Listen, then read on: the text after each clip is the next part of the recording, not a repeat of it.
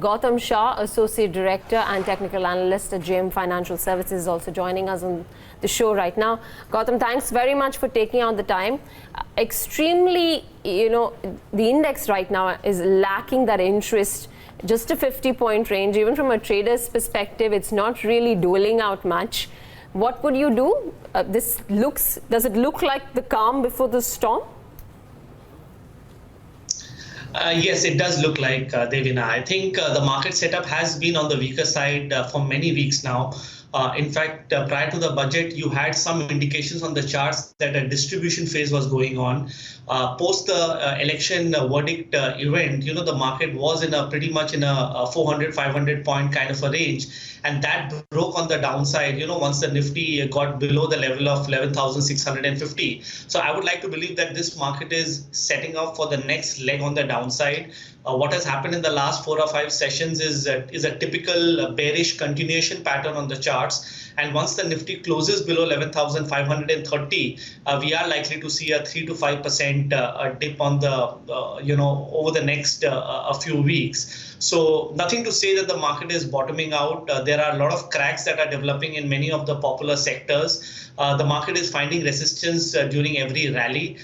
And the fact that the Nifty has lost leadership from many of its top names, and the fact that the top 5 or 7 names have been challenged in the last couple of weeks, that has pretty much broken the shackles and have made people quite uncomfortable. So clearly, I think this is a corrective phase that is going to continue for many weeks. And at any point of time, the Nifty gets closer to 11,650, 11,700. I think it should be used as a selling opportunity because the upside potential from here is just about 100, 150 points, whereas the downside potential is at least 500 points, if not more. Okay, so, precisely that point. Now, with the leaders of the pack now starting to lag a little bit, profit-taking probably on some of those names which have seen incessant money flowing in at times when there were no other options to invest. What happens now? Does one look at starting to view them with a bias, negative bias, a bigger negative bias, or you still would hold on to some of these names? I'm talking about the likes of an HDFC Bank, Reliance Industries, HDFC Limited. No, I think a lot of these large heavyweight stocks are going to come off quite a bit. I think in the last 1 week, we've had a correction of about 5-7%. But let's not forget, some of these stocks have been in tearaway mode for many weeks and many months. And therefore, the potential to correct is quite large. Even if you do a simple 38% retracement of the rise, many of these stocks can easily fall under 5 to 10%. And I think that's probably the reason I feel that the Nifty is going to remain under pressure. And you don't have too much support coming in from global factors because even the US and the European markets are looking extremely stretched at this point of time with the risk of coming off quite a bit. Another interesting aspect of the market right now is the fact that the Nifty has come off 500 points from the recent highs and the India VIX is at a 10-month low, trading around the level of 12, 12.5. Now, this typically does not happen. It tells you that the fear is not in the system as yet. Anyway, the mid caps and the small caps have been, smashed, to maximum extent. So there, the downside potential is very limited. But just going by the VIX and the way the global equities are placed, I think Indian markets will continue to be impacted. And as I said earlier, once the level of 530, 11,530 is broken, I think it will open up 3 to 5%. And most of the large cap names, whether in the banking space, IT space, FMCG space, I think all of them are likely to be impacted quite a bit because many of these stocks and sectors have gone through multiple weeks of distribution before the breakdown actually took place last week.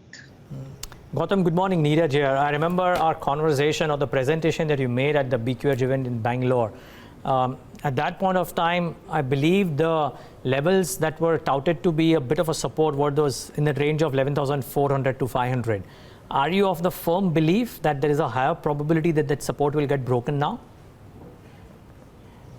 Well, Neeraj, I actually alluded to the level of 11,600 because that was the low on the election result day and also the day on which the markets reacted to the exit polls. So 11,600 had a lot of sentiment attached to it. And what you saw in the second week of June was that the Nifty found support at that level 6 or 7 times. And once we broke that number, 7 or 8 days back, that really changed the scene quite a bit, because on the short-term charts, the market is now in Dow theory sell mode, something that we've not seen for many weeks and many months. And that is probably the reason every time the Nifty tries to get past 11,600, you see a lot of supply. So I think eventually this area will hold out on the upside, and the market will see a new leg on the downside. My working number is 530, which I've said a couple of times, and I do see the Nifty go and retest that level of 11,000, 11,100 once again, and we will have to review what happens there. So clearly the setup does not look great. There are too many cracks in the system, and the best performing sectors of the market, which I mentioned earlier, IT, FMCG, and banks, I think all three of them are looking negative. So the market actually has a lot of leadership on the downside, whereas just a handful of 3 or 4 names are allowing it to actually go up. Okay, so I would guess that discretion would be a better part of valor, and at this point of time, it might be better to either position yourself on the downside or not take aggressive long calls in the current scenario. You've given us the spaces which will not do well, Gautam. On a relative basis, what might do slightly better? Yes, Neeraj, I think on a relative basis, capital goods is an index that we like. I think there was a genuine breakout that took place a couple of weeks back. The sector has seen a little bit of a decline in the last 3 or 4 days, but I think that's temporary in nature.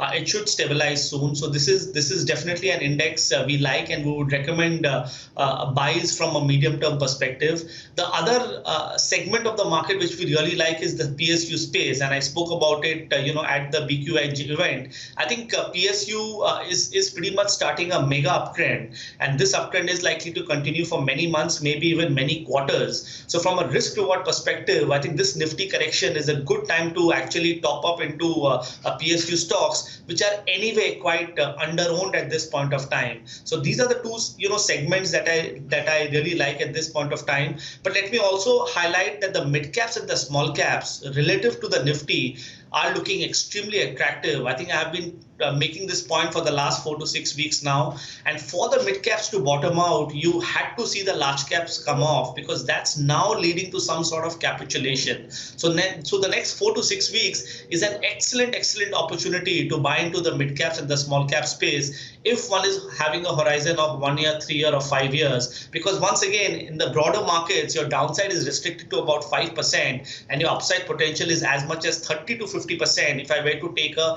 18 to 24-month time frame. So I think one should focus on the mid caps and the small caps in terms of long-term investments, and in terms of trading ideas, I think one should have a shorting perspective in many of the top 10-15 large cap names.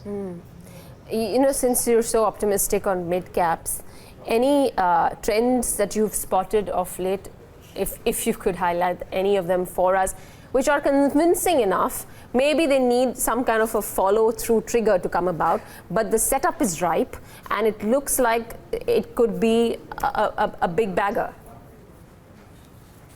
Well, I wish I could give you names, but compliance does not allow me. But the point that we keep making in our reports and to our clients is that all those stocks which have exhibited relative strength in the last 4 to 6 weeks, which means Nifty has fallen, mid-cap index has fallen, but they have turned sideways. I think they are the best candidates to look into for the next 3 to 6 months. I think this is the way we are doing our analysis right now. And there are many themes in the market which have just stopped falling. If you look at the fertilizer space, many stocks are looking very interesting. Mid-cap cement looks interesting.